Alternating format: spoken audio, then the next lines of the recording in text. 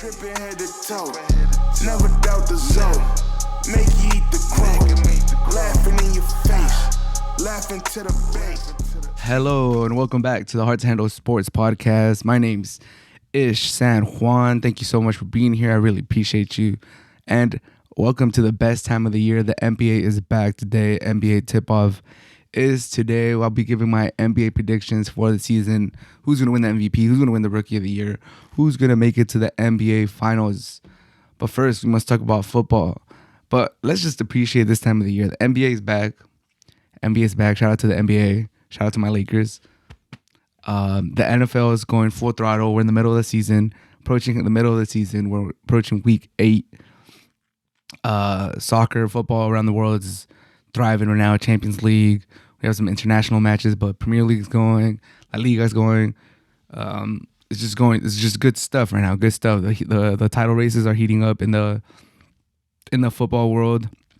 We're heading towards the World Series. Like, this is the best time of the year. Welcome to the best time of the year as a sports fan. Let's talk about it. Kirk Cousins shows up in prime time. The Vikings save their seasons. They have an easier schedule coming up. So at 3-4, they're not done. Purdy is not a fraud. I wouldn't say he's a fraud, but he's on fraud watch. He's definitely on fraud watch. We'll talk about that. Also, Giannis signs a 3-year, $186 million extension. Good for Milwaukee, good for Bucks fans. Giannis is going to be staying there for at least the next 3 to 4 years, I believe. I think it's 4 years, 3 years on top of this year that was left. Also, the Ravens look amazing. Are they the best team in the NFL? Everyone, and kind of rightfully so, was high on the Lions, and they just destroyed them. They pummeled them. They embarrassed them. So, are the Ravens the best team in the NFL? We'll talk about that. The Patriots extend Belichick. People were saying that he's gonna get fired. He's not gonna make it to the end of the season. He got an extension. Crazy stuff. Who would have seen that coming? And they beat the Bills. Who would have seen that coming? Crazy stuff. NFL, man. Any given week, anything could happen. Definitely, probably the upset of the week. That was crazy. Did not see that coming. Another week of terrible officiating in the NFL. The Colts got robbed. The Colts kind of feel bad for the Colts. My roommate is a Colts fan, so he was pretty hot about that. And we'll touch about that. The Steelers got a lucky placement of the ball against the Rams, so that was kind of bullshit. And the Eagles got no flags on Sunday Night Football. We'll touch on all of that and how bad the officiating was this weekend. And my Wolves are back. I know I've been saying they're back. They're all the way back. Or I've been saying Neto's back, and the Wolves are kind of climbing up. But we get another win. We move up to 13th, I think, and we're in pretty good form. Don't look now, but the Wolves are in pretty good form right now. Can we potentially challenge for a top half of the season standing? Maybe even Europa. Like, if you look at the teams ahead of us, we'll start looking forward to the rest of the season. But the Wolves are back. We get another result. We come back from a 1-0 deficit, come back, win 2-1 with a pretty last-minute winner. Exciting stuff. I'm so happy that the Wolves are doing well as an avid Wolves supporter. But all of that on this episode of the Hard to Handle Sports Podcast. Let's get started. The Vikings beat the 49ers 22-17. Did the Vikings save their season, though? Did the Vikings save their season? Before we touch on the game, let's just quickly look at their schedule after this 49ers match. They get the Packers, who have not looked good. Love started the season looking kind of good, but now he's been struggling. I think the Vikings could win that one. Falcons get a last-minute winner this week, but no one trusts their quarterback. I think the Vikings could potentially win that one. That'll put them at 5-3. Then they get the Saints. No one really believes in the Saints. We've seen Derek Carr. We see how Derek Carr screams, yells at his teammates on prime time. Not a good look. I would say the Vikings have a very good chance to beat the Saints. Then they get the Broncos, and I think the Broncos won this week, but no one believes in the Broncos. The Vikings, that's another winnable game. The Bears won this week too. They beat the Raiders. Sorry, that's a whole other story for the Raiders. Sorry, Raider fans out there.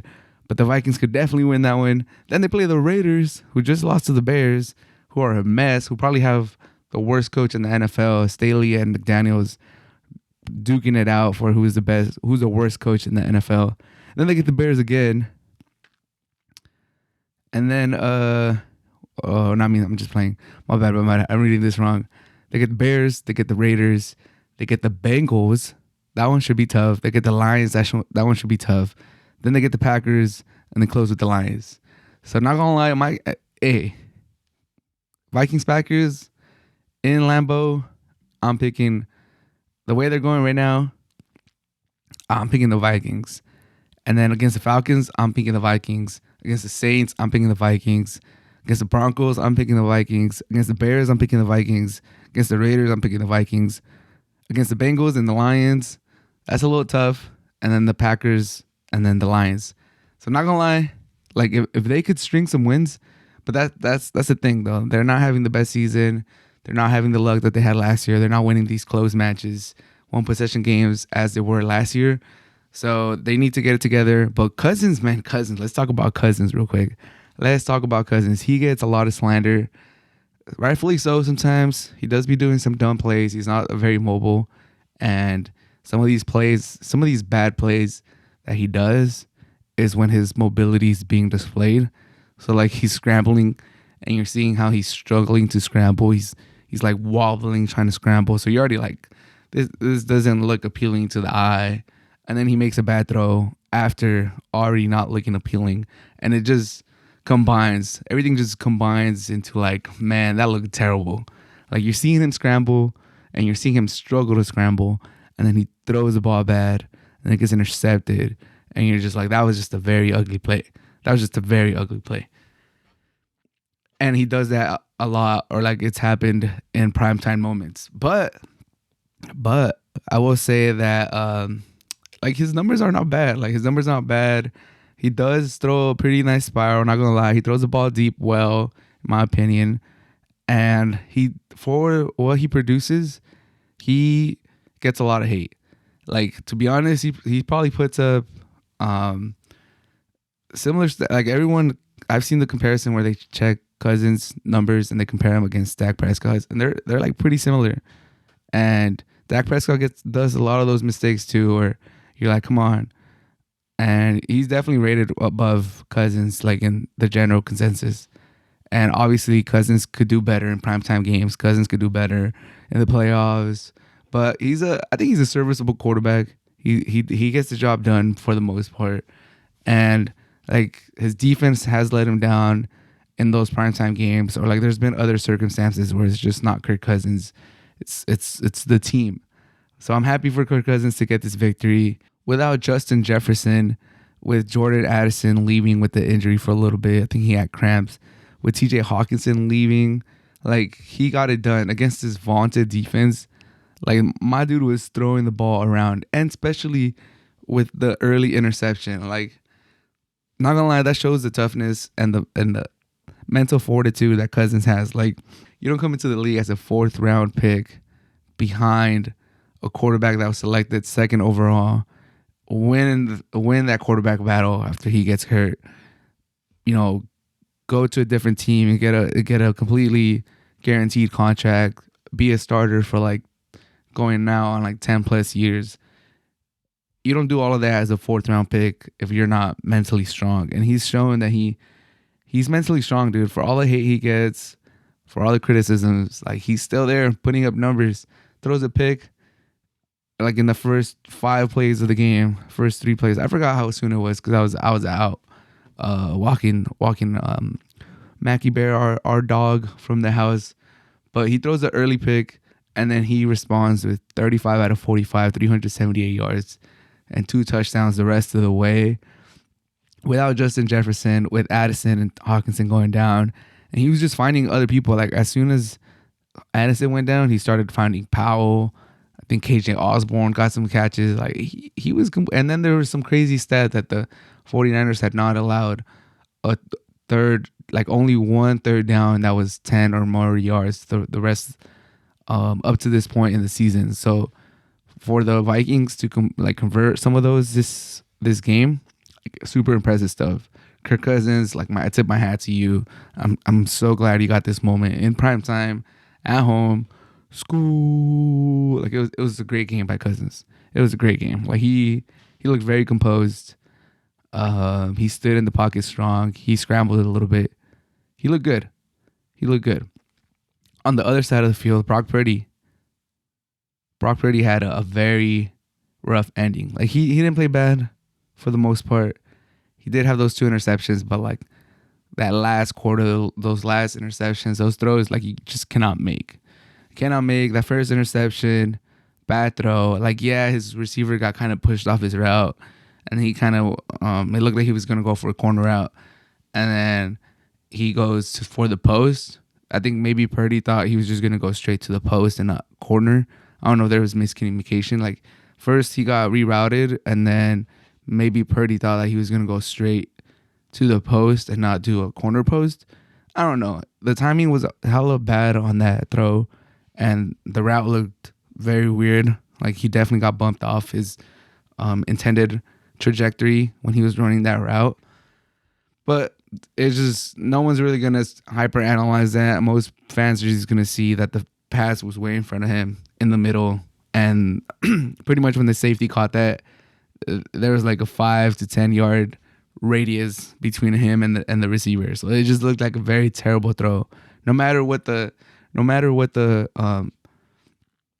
situation was, or what the miscommunication was, or whatever the situation was that led to the receiver maybe not being in that spot or being so far away from the throw, whether it was just Purdy throwing a bad pass or the receiver running a bad route or a little bit of both, no one's really going to hyperanalyze that. People are just going to remember Brock Purdy threw it down the middle, far away from his receiver. It looked like a bad pick. Bad look from Purdy. But, their defense gets a little bit of a stop. They get lucky. The Vikings miss the field goal, and they get, a minute plus to go drive down the field to attempt to get a game-winning touchdown. And couldn't get it done. Throws another pick. I kind of saw what he's trying to do. He's trying to lob it over the defender. Didn't get enough air on it. Pick. GG. Game over. And I'm not going to say he's a fraud. Not going to say that. I know people are going to call him a fraud. They're going to jump on this. Nick Wright has been all over this saying, yeah, he looks good when the Niners are up, but inevitably he's going to be down at some point, and they're going to have to, he's going to have to bring him back. And he hasn't shown, or he hasn't even had the opportunity to show that he could do that. And he was saying that in his heart of heart, he didn't believe that he could do it. And this is the first time that Purdy really gets put in that situation, other than last week against the Browns, where he kind of did bring him into field goal range and they missed it. But like this is, he needed a touchdown. This was even more, this like another level to that. Like the other one, you needed a field goal. He almost threw an interception on the first pass. He still got them there. Kicker missed it. All right. This one, they needed a tutty. No timeouts. Let's go down the field. Let's win this. Can't get it done. So that's back-to-back weeks where he doesn't get it done. First one, although he should have thrown the pick in the first pass, he did get them down there for the field goal. Missed field goal. It is what it is. This time, they need a tutty. Field goal won't do it, and he doesn't come through. So can't really criticize him too much for last week, although he did almost throw the pick. At the end of the day, he did get them to the field goal position, and the kicker missed it. This time, throws an ugly pick and doesn't get it done. But like I said, he's on fraud watch. He's not a fraud yet. Like, the running game wasn't that good this particular game. They were behind most of the game. For the most part, he played a clean game other than the interceptions. But like I said, he's definitely going to be put in this position again, and we'll see if he comes through. But, for all those people that were saying he's an MVP or he's a top 5 quarterback now, top 10 quarterback, like, gotta chill. Be smooth. A little too soon. Everyone likes to jump at, the headlines. Like, everyone's trying to crown people before they should get crowned. Like, let's be smooth. Let's chill out. Let's give Purdy the whole season and then the playoffs, and then we can make a proper assessment of who he is. Still very early in his career. And like I said, other great quarterbacks have failed trying to get their teams back into positions. Like, just because they have a good team and you're regarded as a good quarterback doesn't mean you're gonna get it done every single time. As a as a previous as a former San Diego Charger fan, I held Phillip Rivers in a high regard, and there's a lot of times where he couldn't get it done. Only the real greats like Brady and Manning are like really, really expected to get it done most of the time. There's a lot of times where you're just not gonna get it done, and he threw a pick trying to make a play. Like, it's not like he didn't. Like, I would rather have that than just not throw the ball, get sacked, and then nothing happens. At least he went out slinging. It is what it is. As a 49er fan, if you were a 49er fan, I think everyone is eager and maybe a little anxious to see how Purdy bounces back from this. Especially in the next situation that this arises. Like, he's going to have the Bengals next, so it might even happen next week. Like, Bengals have turned their season around. They're a tough team. If he gets put in this position again, how is he going to react? And is he going to let this get to his head? Like, this is really the first rough patch. This is really the first harsh criticism that he's getting. Last week, there was a lot of stuff that you could defend him. The Brown defense was regarded as the best one in the league at the time. So that was one of the excuses. He lost a lot of his players during that game. So that's another excuse. And then at the end of the day, he got them into the field goal position for the game-winning field goal or game-tying field goal. No, game-winning field goal. And the guy missed it. So those are the excuses he had last week. He doesn't have those this week. Let's see how he bounces back against the Bengals. But overall, I think what we should take away from this is Cousins balled out. Cousins looked secure in the pocket. Cousins looked comfortable in the pocket. Cousins looked like he belonged. And I'm happy for Cousins. Like, that he balled out without JJ, with Addison going down for a little bit, with Hawkinson going down. Homie, it didn't matter. He said, I'm going to get it done. I'm going to save our season. I'm going to keep us afloat 3-4. Couple more weeks till Jefferson comes back. We'll see if he's able to come back, pretty soon. But at 3-4, the Vikings have definitely saved their season. And back-to-back losses for the 49ers. Purdy is on fraud watch, but he's not a fraud yet. Let's let it play out. And definitely Bengals versus 49ers this upcoming week is going to be one of the games of the week. Like, I'm very excited to see how that plays out. Giannis gets a 3-year, $186 million extension. Shout out to Giannis. Like, $186 million extension, 3 years. They're the betting favorites to win the NBA Finals. Him and Lillard and the rest of the crew, they're the betting favorites. And, I think rightfully so. Giannis regarded as the top 2 player at worst. I for my money, he's still the best player in the league. So, I see why they're the favorites. Do I have them winning it this year? Let's just get to it. Let's get to the predictions. First, congratulations, Giannis. Like, it's good for the Bucks. They keep their franchise player. He's not going anywhere. Him and Lillard are going to have at least the next 3 years, because I think one of them is a player option. At least the next 3 years together, if no one asks for a trade. Man, that's exciting. Not gonna lie. I love Lillard, and I'm a big fan of Antetokounmpo. So I do think they'll win one. And not gonna lie, with my predictions, let's just get to it. NBA final predictions. I do have the Bucks going up against the Lakers. And unfortunately, as a Laker fan, like, even making it to the finals, I can see how some people will be like, you're a homer. But I think the Lakers squad is pretty deep. They have another year working together. I expect big things from Anthony Davis. I think hopefully LeBron can stay healthy this season and they can make it work. But I do have the Bucks cashing in this year. They put a lot of money. They put a lot of money into this duo, especially with this extension. Lillard's not cheap, but I like what that front office is doing. I like how they're, the moves that they made to win that first championship paid out. I think this one is going to pay out too. I think this year is going to pay out. Like, I'm very excited to see how they, like, that pick and roll Lillard, Giannis. I think Giannis. Like, let's just get to the awards predictions because I'm excited. I'm excited to talk about this because I think Giannis is going to cement himself as one of the all-time greats this season. With this extension out of the way, with Lillard as his running mate, as a closer, I think Giannis is going to have a historical season this year. I think he's going to win Defensive Player of the Year. Now that Holiday's not there. Now that Holiday's not there to take some of that shine, just like if you think about the Suns, Beal and KD and Booker, they're all going to be scoring. So they're kind of going to take away votes from each other. Like if they do really good, they might take votes away from each other in the MVP because they're all going to be scoring like around 20 plus points. I think part of the reason Giannis maybe didn't get as much credit defensively, like he still got a lot of credit, but we all know how good of a defender Holiday was.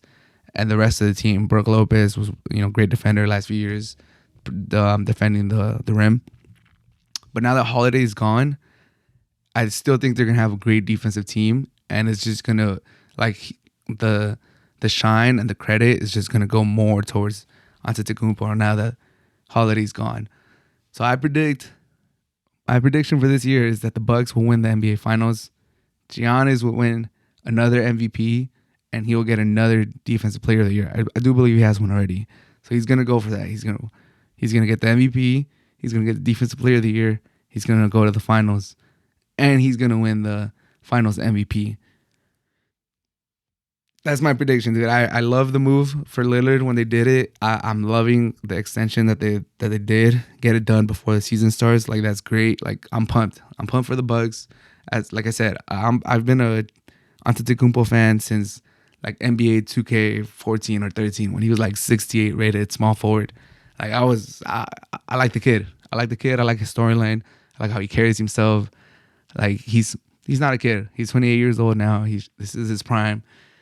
And I do think he's going to be an all-time great. And, Jokic definitely put a claim as the best player in the world last year. Won the back-to-back MVPs. Won the NBA Finals. Like, amazing player. But I think this year, Giannis, takes the crown back. And he doesn't just take it back. He snatches it back. I think he snatches it back. Wins the Finals against my beloved Lakers, unfortunately. And Lillard has a big postseason too. He has a big postseason, and I think it's gonna be a real fun season. I think the biggest threat to the Bucks in the East is gonna be the Celtics, and I think we're gonna have some dramatic moments because Holiday's there now. His storyline galore is gonna be amazing. We're gonna hear the sound bites of Holiday talking about how he doesn't want to play anywhere else other than in Milwaukee, and how he might even retire if he's not there. Like, we're gonna have some crazy sound bites, we're gonna have some crazy storylines, but I do think ultimately Antetokounmpo, Giannis, he's on this path to greatness. He's on this path to, potential GOAT. So this is gonna be a historic season for Giannis, in my opinion.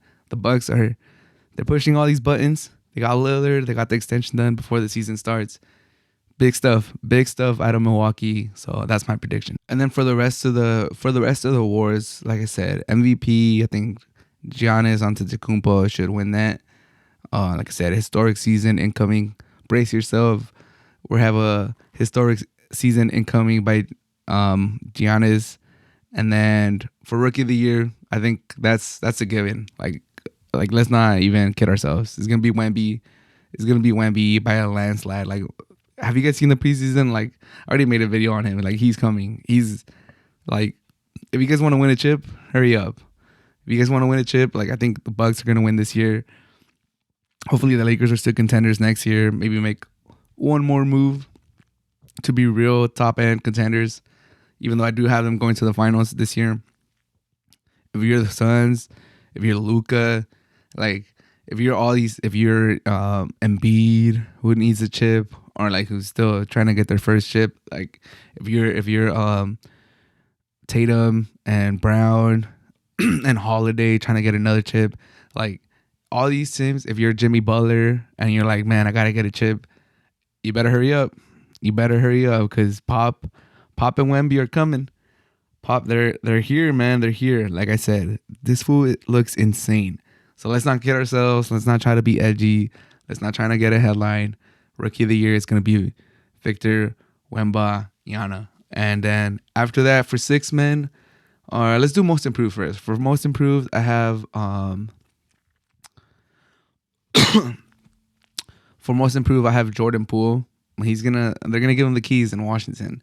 He already had like some pretty high scoring games in the preseason. I think they're gonna give him the keys to the city.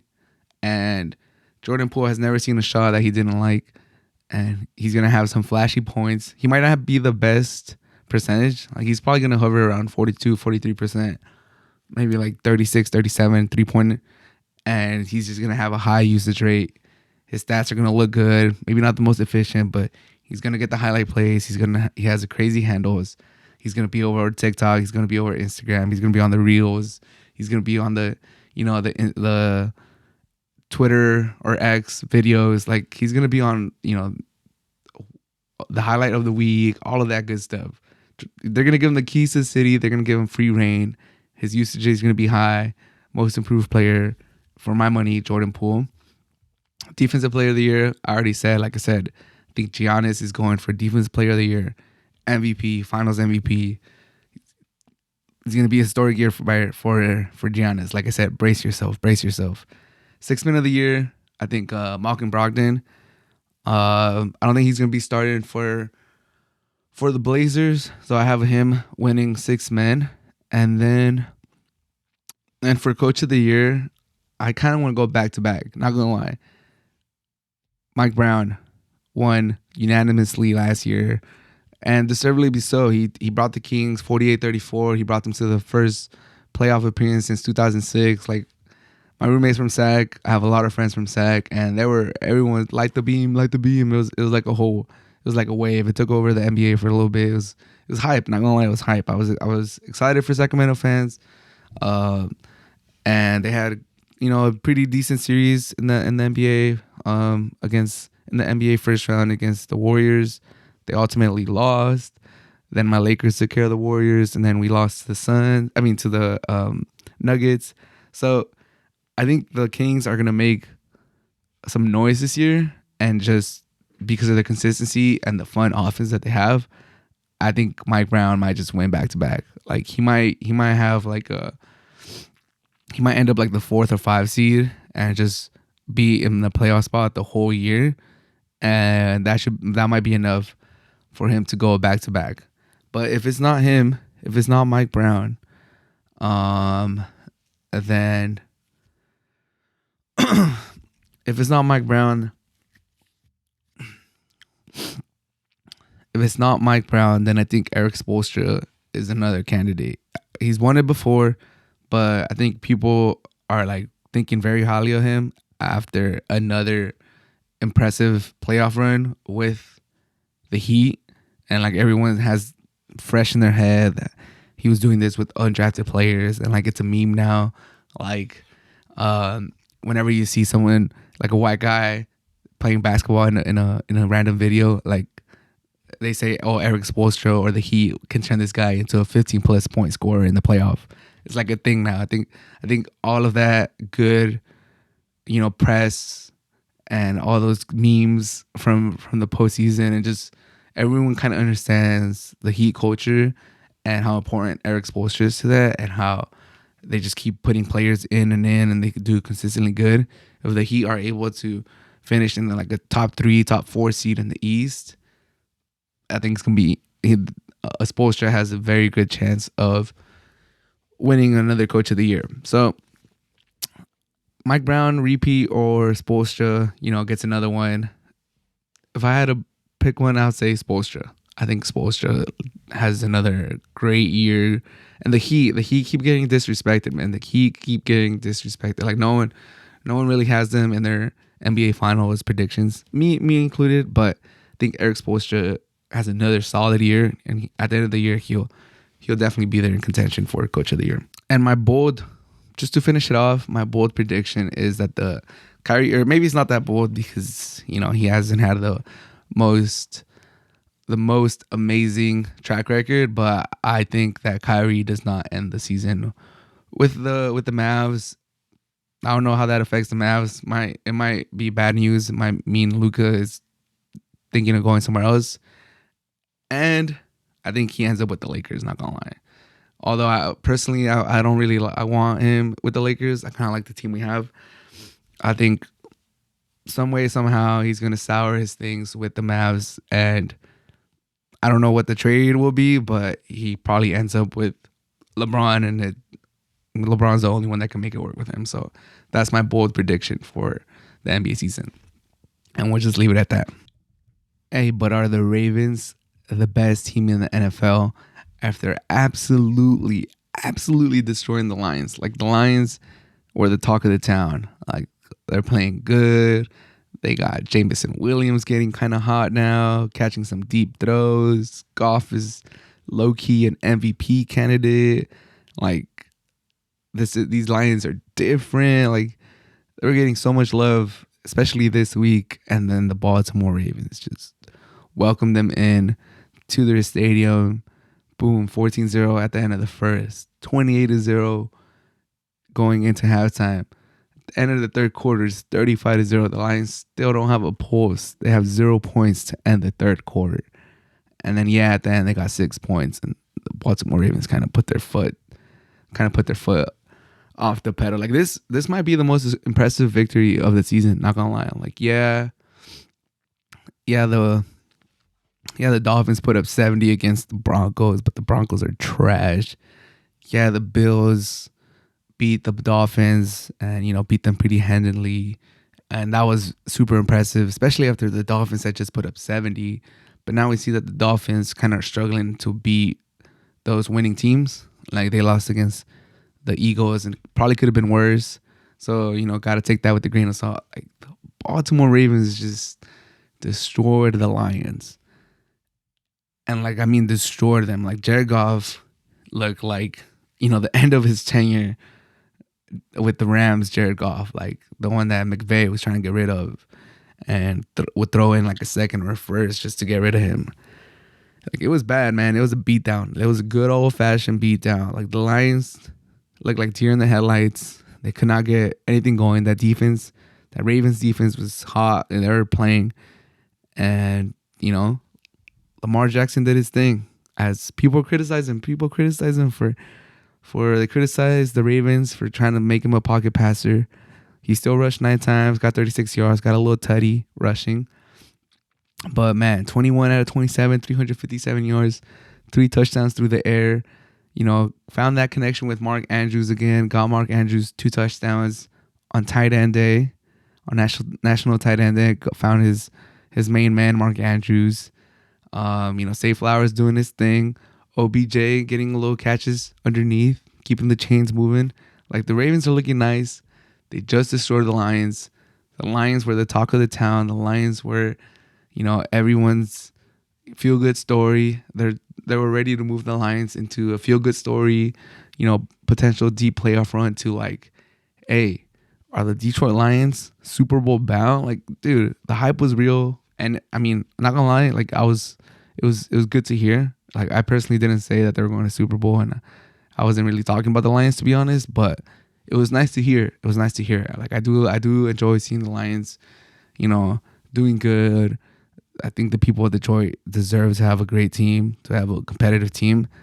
But the Baltimore Ravens just beat the living shit out of them. Not gonna lie, they fucked them up. It's just a good old fashioned beatdown. Lamar Jackson just told Jared Goff, "There's levels to this. Like, hold on there. Like, there's levels to this. There's a reason. I won the MVP. There's a reason. Like, there's levels to this. That's the best way I could describe this game. The Baltimore Ravens welcomed the Lions into their stadium and told them, hey, little buddy, there's levels to this. And it was fun to see. It was impressive. We'll see how the Lions bounce back. But are the Ravens the best team in the NFL? Man, they're impressive. But I think at the end of the day, it still goes to Mahomes. Unfortunately, that's not. I know that's not what you wanted to hear for anyone that's listening to this or watching this, but I think it's still Mahomes, unfortunately. But props to the Ravens. Props to the Ravens for, like I said, destroying the feel-good Lions. Just destroying the feel-good Lions they definitely didn't feel good that Sunday for sure. Humbled them. But I think it's good. A little humbling is good. Just look at the Chiefs, which the Lions beat. They humbled them. Now they've won 5 straight, 6 straight. So I think at the end of the day, this will be good for the Lions because sometimes you hear too much of this good stuff and it gets to your head, and it's good. Let's bring the Lions a little bit back down to earth. Let's see how they bounce back. But super impressive win by the Ravens. For my money, the most impressive win of the season so far. The upset of the week. Quickly, the Bills, man. The Bills lose to the Patriots 29-25. Like, what? And Bill Belichick gets a contract extension. Like, this is just a crazy week. Like I said, we just talked about the Lions and how they were the feel-good story of the week and how they got pummeled. And the Patriots were the feel-bad story of the week. Like, everybody was talking down on the Patriots. Everybody was like, damn, this is it for Bill Belichick. Like the Raiders, you lose to the Raiders. The Raiders just lost to the Bears. Like, that's how bad the Raiders are. And the Patriots lost to them last weekend. And they got destroyed by the Saints. And they got destroyed by the Cowboys. And it was just not looking good for Bill Belichick. It's looking rough. Like, it's just as much as the Lions going into this last weekend were the feel-good story of the NFL, the Patriots were like the feel-bad story. Like not only is the reign of terror over, but they're like in the dirt. They're in the gutter. And Bill Belichick is, 2 weeks away from getting fired. Like they're maybe out of respect and just that he'll make it to the end of the season. And people are like, it was all Brady, but Belichick was riding Brady's coattail. Like, there were so many negative storylines going into this, and kind of justifiably so. Like, they have been looking atrocious, and the Bills were playing pretty good. I mean, not amazing, but they've had some good victories. So like even though they didn't play the best game against the Giants, and they lost against the Jaguars, but they, the victory against the Dolphins is still in the back of our heads. How impressive that was. So it's insane. I can't put it into words. Like, just as impressed and shocked I was that the Ravens just destroyed the Lions, I couldn't believe that the Patriots were winning, and then they lost the lead at the end of the fourth quarter, and I'm like, okay, like, that was fun. Little upset almost happened.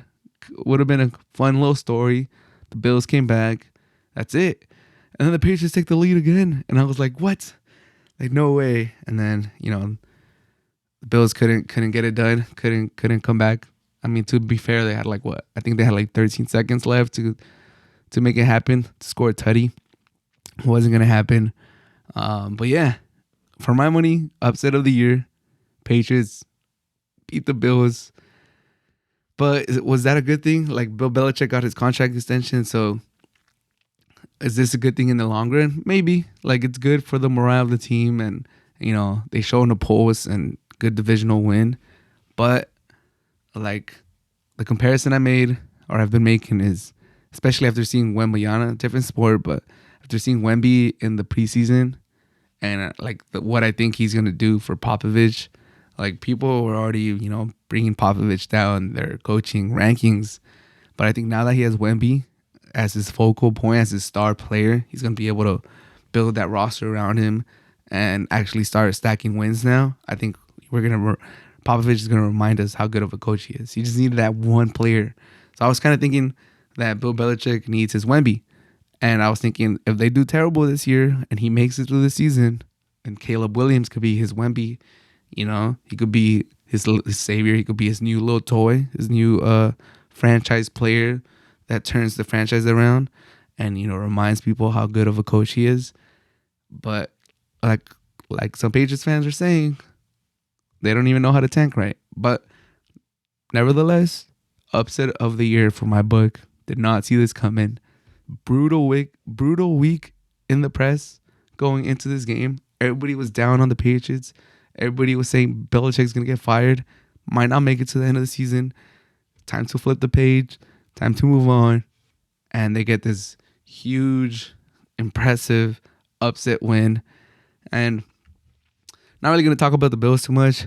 I think they're pretty much showing that they're not top end AFC contenders. It's going to be the Ravens. It's going to be the Chiefs.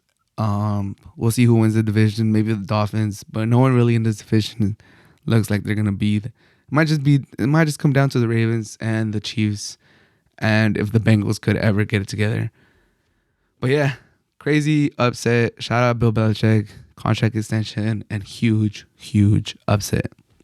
NFL officiating was just terrible this weekend. Like, I feel like every weekend is terrible, but this weekend it was just atrocious.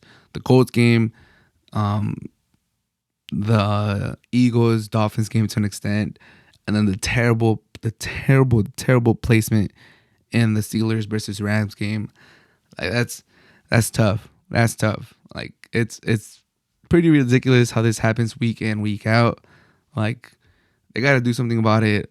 Like the easy fix, like it's not even that hard. Like, dude, just make them full time.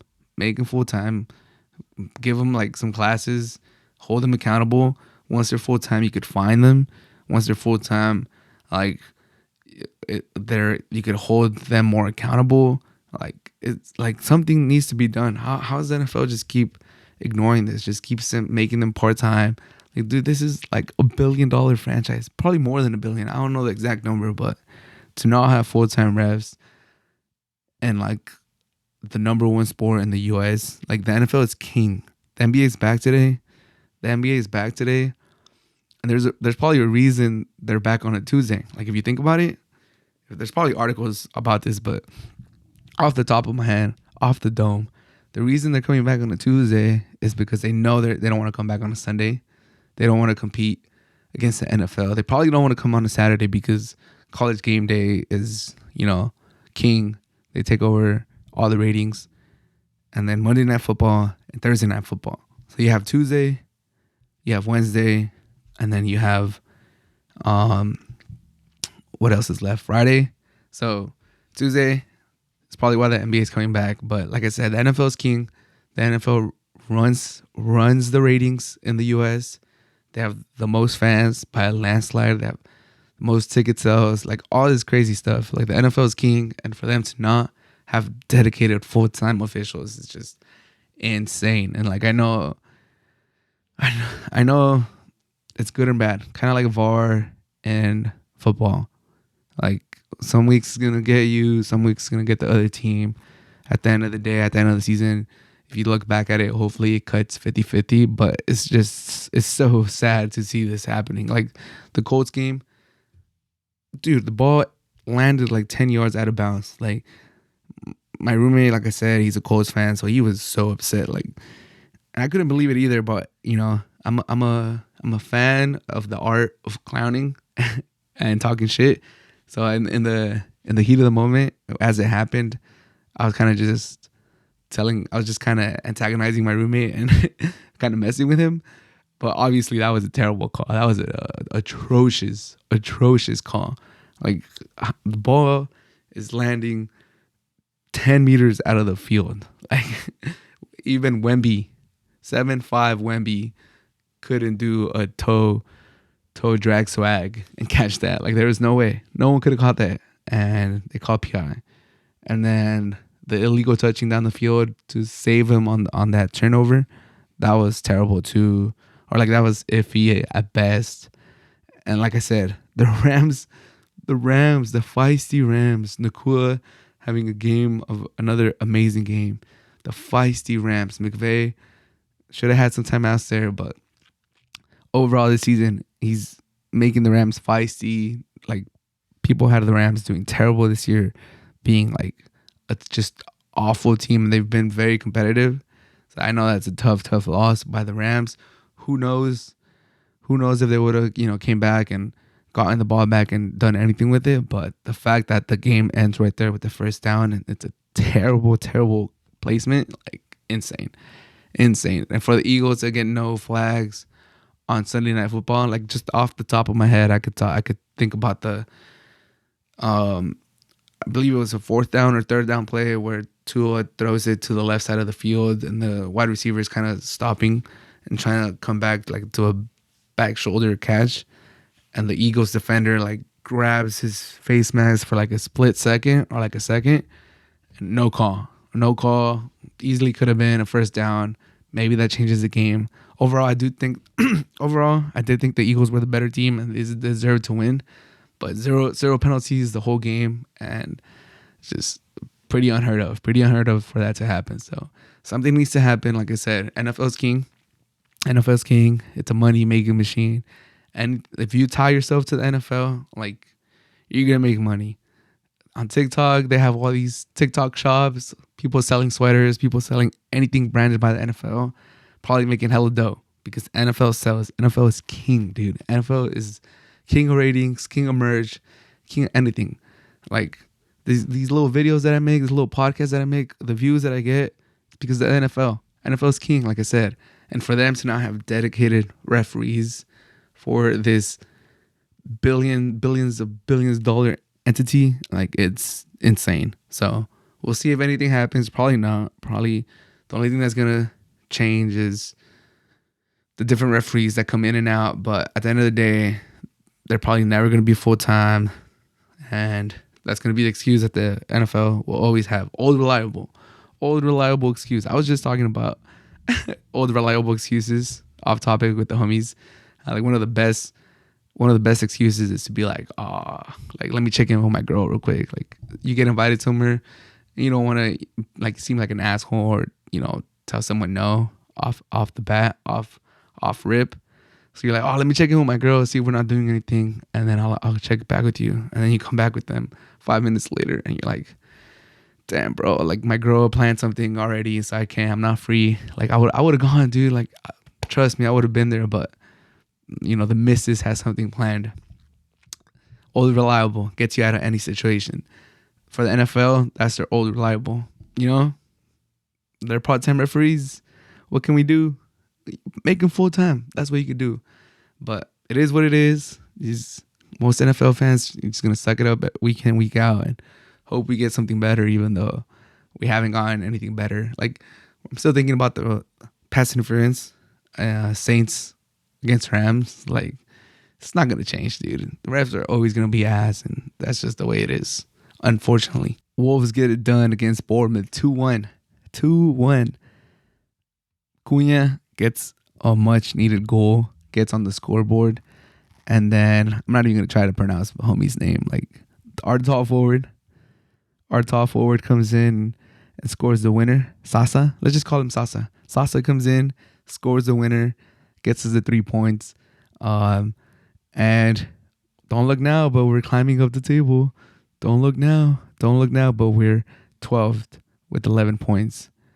And let's see, 1 win. 14 points puts us up to West Ham. If everyone above us loses and we win, we go up to 9th. And Brighton at 7 has 16, 5 points ahead of us. So Europa, maybe, hopefully. Don't want to jinx it, but maybe we could potentially climb ourselves out of this hole, out of last season's hole in the beginning of the season, and let's start climbing up. Like I said, Burnley, Bournemouth, and Sheffield, they look like they're gonna be down there for a while, dude. Like 4 points, 3 points, 1 point. Like Sheffield, 1 point out of 9 games. I'm sorry, Sheffield, but I'm sending you down to the championship already. It's GG's. You're not coming back from this. Bournemouth 3, Burnley 4. I believe Burnley had a very tough start to the season schedule-wise. So we'll see if they're able to turn around. My friend Matt did say Burnley was going to be a great team this season. So, I'm still holding out a little bit of fear that Burnley turns it around. Bournemouth, huge win by the Wolves to get this dub. They've lost 4 in a row now. Can they turn it around? Hopefully not. And then, you got Luton Town, Everton, Nottingham Forest, Brentford, and Fulham beneath us. So, building a little bit of a cushion. The way we're playing, not going to lie, I'm starting to just make it a foregone conclusion. My head, I'm allowing my brain to just believe that we're out of the relegation race. Like, this is not going to be one of those seasons.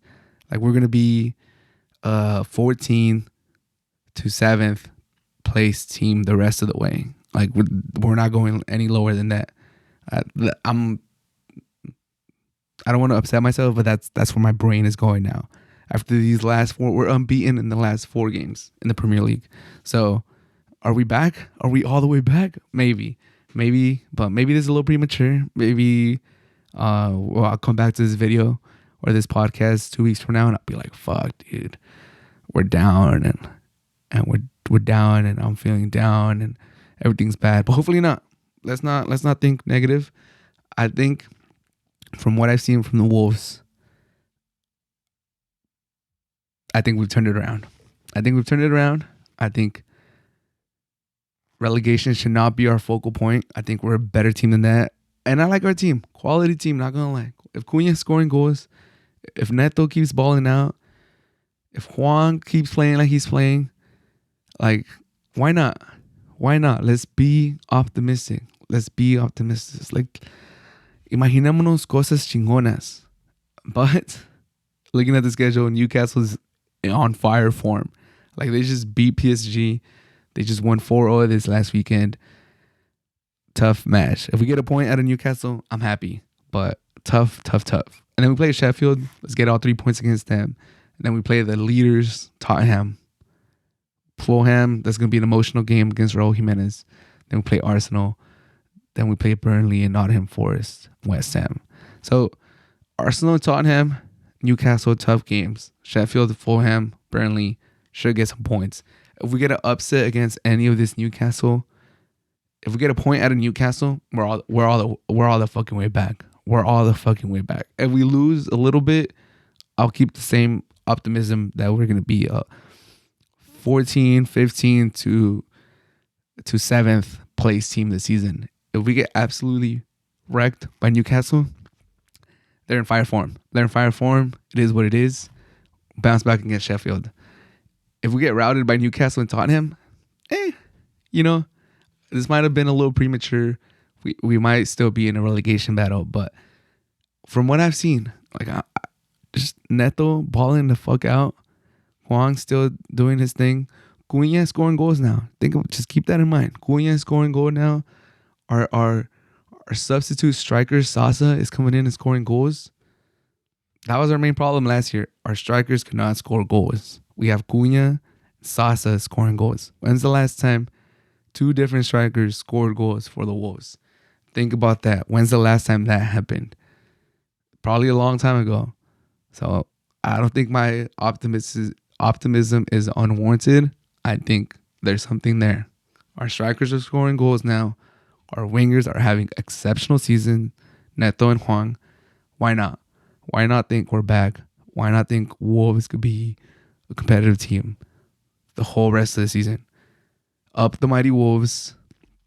We beat Bournemouth 2-1. Come back. Down 1-0. We come back. We beat Bournemouth. Up the mighty Wolves. Let's get this done. This is optimism. I'm full of optimism now. After the first few weeks, another relegation battle. Like, it is what it is. We have cool unis. The blue unis are sick. It's going to be a relegation battle the whole season. Up the mighty Wolves. Hopefully we stay in the Premier League. Now, competitive team. Let's shoot for Europa. Hopefully this doesn't change in the next coming weeks, but I think Wolves have what it takes to at least have a very interesting match with Newcastle and hopefully get a point. Up the mighty Wolves, though. Up the mighty Wolves. But that should do it for this episode of the Hard to Handle Sports Podcast. If you made it to the end, appreciate you as always. Thank you so much for listening and supporting the podcast. I hope you have a great rest of your day and happy NBA tip-off to everyone. Happy best time of the year for sports fans. Peace. Slide no sudden moves. All my goons are stretching. And I'm taxing for the feet on my damn collection.